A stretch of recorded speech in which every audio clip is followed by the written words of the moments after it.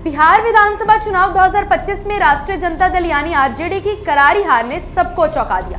खासकर इसलिए क्योंकि 2020 में आरजेडी सिर्फ कुछ हजार वोट से पीछे थी और इस बार लोगों को उम्मीद थी कि वो फासला आसानी से पूरा हो जाएगा, लेकिन नतीजे उल्टे आए। ऐसे में सवाल तो उठता ही है कि आखिर वो नेता जो चुनाव के दिन तक हम बराबरी की टक्कर देने का दावा कर रहे थे, वो अचानक ऐसे कैसे ढह गए। असल में इस हार की जड़ें 5 बड़ी गलतियों में छिपी है और इन्हें समझना बहुत जरूरी है। सबसे पहली और सबसे भारी भूल थी आरजेडी द्वारा 52 यादव उम्मीदवारों को टिकट देना। बिहार की राजनीति जातियों के संतुलन पर चलती है और यादव 14% आबादी के साथ आरजेडी का कोर वोट बैंक जरूर है, पर 144 में से 52 टिकट यादवों को देना जनता को यह संदेश दे बैठा कि पार्टी फिर से यादव राज की ओर लौटना चाहती है। बीजेपी ने भी यही नैरेटिव गढ़कर खूब प्रचार कर दिया, जिसे अगड़े और अति पिछड़े महागठबंधन से फिसलते चले गए। 2020 में जहां 40 यादव प्रत्याशी थे, इस बार उसे बढ़ाकर 52 करना उल्टा पड़ गया।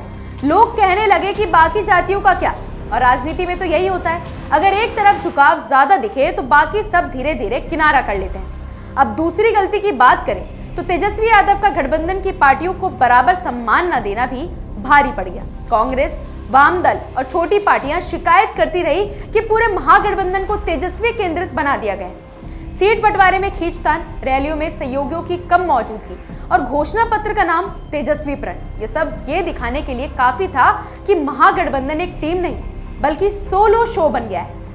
कांग्रेस ने गारंटी मॉडल पर फोकस रखा था, वाम दलों की अपनी प्राथमिकताएं थी, पर तेजस्वी ने सिर्फ अपनी रोजगार वाली लाइन को आगे रखा। खास बात यह रही कि तेजस्वी यादव ने जो कांग्रेस से उम्मीद करी थी, उस पर कांग्रेस खरी नहीं उतरी। नतीजा ये हुआ कि वोटर भी उलझ गए।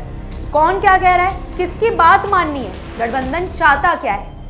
तीसरी गड़बड़ी थी वादे जोरदार पर ब्लूप्रिंट गायब। हर घर सरकारी नौकरी, महिलाओं के लिए योजनाएं, शराबबंदी की समीक्षा, पेंशन, सब कुछ बोला गया, पर कैसे होगा के सवाल पर तेजस्वी हर मंच पर गोल गोल घूमते रहे। हर दूसरे दिन कहते हैं कि ब्लूप्रिंट सिर्फ 48 घंटे दूर है, लेकिन वो 48 घंटे कभी आए ही नहीं। ऐसे में जनता ने सोचा काम कैसे होगा, इसका हिसाब तो मिले। और वोटर, खासकर युवा जो रोजगार के नाम पर उनसे जुड़ते थे, भरोसा खो बैठे। चौथी बड़ी वजह बनी महागठबंधन की मुस्लिम परस्त छवि। हालांकि मुस्लिम वोट आरजेडी के साथ मजबूती से खड़ा रहा, पर पूरे बिहार में इसका उल्टा असर देखने को मिला।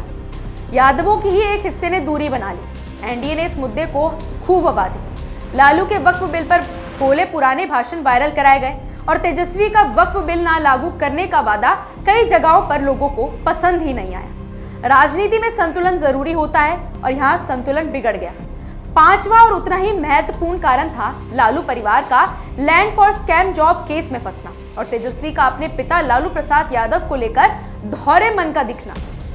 कभी उनकी विरासत को अपनाते तो कभी पोस्टर में लालू की तस्वीर छोटी कर खुद को नई पीढ़ी का नेता दिखाने की कोशिश करते। जनता के मन में सवाल उठ गया कि ये पिता की नीतियों को अपनाना चाहते हैं या खुद को उनसे अलग दिखाना। मोदी ने भी गोपालगंज की रैली में इसी पर चोट की, कहा कि तेजस्वी लालू के पाप छिपा रहे हैं। राजनीति में यह बात सच है, एक पांव नाव में एक पांव किनारे, आदमी बीच नदी में ही डूब जाता है। तेजस्वी की यही दुविधा भी भारी पड़ गई। कुल मिलाकर तेजस्वी यादव की ये हार सिर्फ जनता की नकार नहीं बल्कि रणनीति, नेतृत्व शैली, वादों और छवि, 4 अलग दिशाओं में फैली गलतियों का नतीजा है। जनता ने इस बार साफ कर दिया कि सिर्फ बड़े बड़े भाषण नहीं, ठोस योजना, संतुलित नेतृत्व और भरोसे की राजनीति चाहिए। तेजस्वी अगर भविष्य में मजबूती से वापसी करना चाहते हैं तो उन्हें इन 5 गलतियों को ईमानदारी से समझकर सुधारना ही होगा, क्योंकि बिहार की राजनीति अब पहले जैसी नहीं रही। यहाँ हर कदम फूक फूक कर चलना पड़ता है। फिलहाल ऐसी ही जानकारी के लिए जुड़े रहिए हमारे चैनल द इंडिया मूव्स के साथ।